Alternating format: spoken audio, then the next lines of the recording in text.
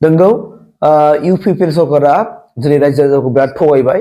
गोबां थगायथ'सि खामानि मावबाय जायनि खाव दिनै UPPL खौ दुखु मोननानै गोबां रायजो राजाफ्रा दिनै BPF आव जइन जाबाय UPPL खौ जाय सापर्ट खालामदोंमोन जाय माने गोसो मोदोम जिउ होनानै परिबर्तन सरकार हिसाबै परिबर्तनाव माबा मोनसे सोलायनाय फैगोन नामा बेखौ मिजिंथिनानै माने गोबां रायजो राजाफ्रा दिनै UPPL खौ सापर्ट खालामदोंमोन BTR सक्तिनि उनाव नाथाय दिनै UPPL आ खोथा होनाय बायदि खामानि मावनो हादिया जायनि खाव दिनै दुखु मोननानै दिनै UPPL खौ नागार माने BPF आव जइन जाफिनदों BPF खौनो सरकाराव लाबोफिननांगौ होननानै जों गतिके फै आं नोंथांमोननो भिडिअखौ देखायगोन बे बाथ्राया नंगौ ना नङा नायना लागोन BPF दलाव जइन जानायनि खारना गोबां दं मोनसेल' बुंजाया थेवबो आं मोननैसो बुंनोसै गिबियावनो परिबर्तन सरकार होननानै बेसेबा आसा लानानै जोङो बेयाव बारसोमदोंमोन UPPL जानानै खामानि मावदोंमोन जेनेबा UPPL जेबो बिबानाव गैयाबाबो थेवबो बिसोरनि जाबायदि थगायनाय माने सरकार सलायनायफोरखौ नुनानै गोसोआव दुखु मोननानै दिनै जों BPF आव हाबनाय जाबाय आरो আমি কাম কৰিছিলোঁ প্ৰমোদ বড়ো ছাৰে আমাক মানে পৰিৱৰ্তনৰ কথা ক'লে শ্লোগান ক'লে বিভিন্ন ধৰণৰ মানে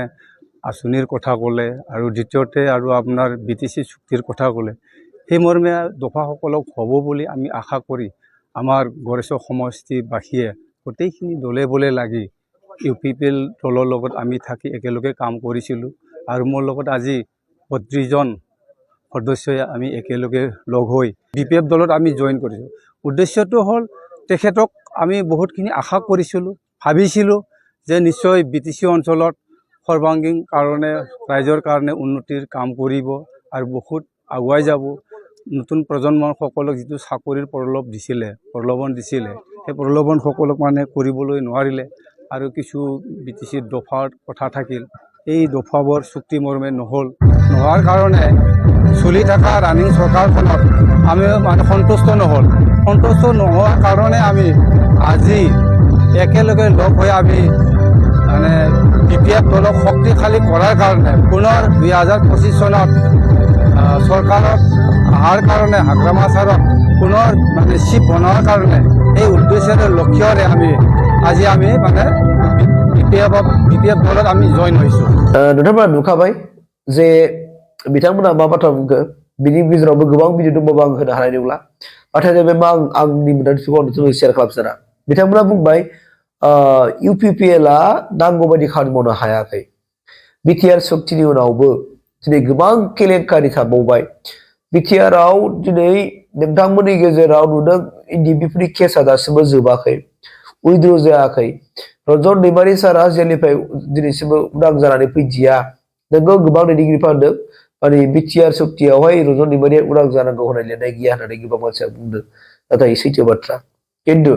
BTR सक्तिनि उनाव बिथाङा दिनै एग्रिमेन्ट जाबाय आं दाय मावला होननानै सिमान लाबाय नाथाय बिथांखौ दिनैसिमबो जोबथेसालिनिफ्राय रेहाय होआखिसै बिनि थाखाय दिनै रायजो राजाफ्रा दुखु मोनबाय लोगोसे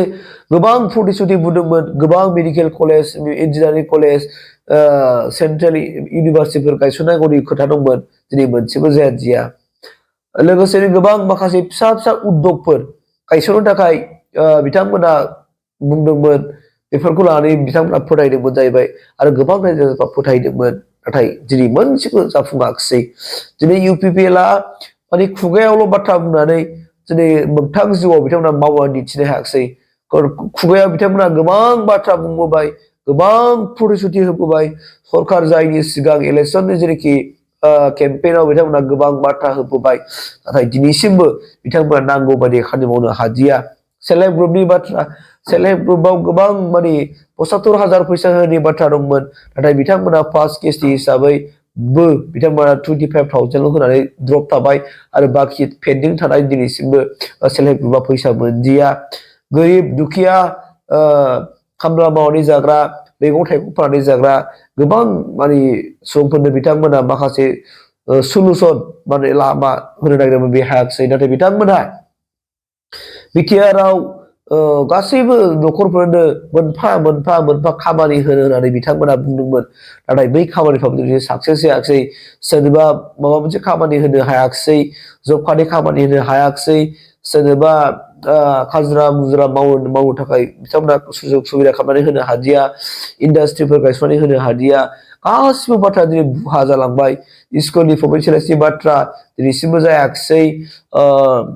बर' इउथ्सफोरखौ लानानै फ्रि मोनसे मिलिटारि रिक्रुटमेन्ट खालामनांगौ दंमोन बेबो जादिया इडिबि बिथांमोना दिनैसिम साख्रि बाख्रियाव जेबो सुबिदा मोनाखिसै गासिबो बाथ्राया दिनै फ्लप जाजोब्बाय थगायजाजोब्बाय आरो बेखौनो दुखु मोननानै दिनै गोबां रायजो राजाफ्रा इउपिपिएलनि सायाव भरसा गैयै जालांदों आरो हाग्रामा महिलारियानो बेस्ट होननानै हाग्रामा महिलारियानो साबसिन बिथांनो रायजोखौ अनग्रा रायजोखौ मावग्रा होननानै बिथाङा दिनै बिथांमोना दिनै माने इउपिपिएलखौ नागार बिपिएफआव जइन जाहैदों दा गतिके इउपिपिएलआ दिनै जुदि मोजां मोनब्ला बिथांमोनाबो दिनै बिपिएफआव जइन जाहैनाय नङामोन दिनै इउपिपिएलआबो बेनिखायनो लासै लासैनो बिथांमोना दिनै माने मजबुत जाबोगासिनो दङ जे फैबाय थानाय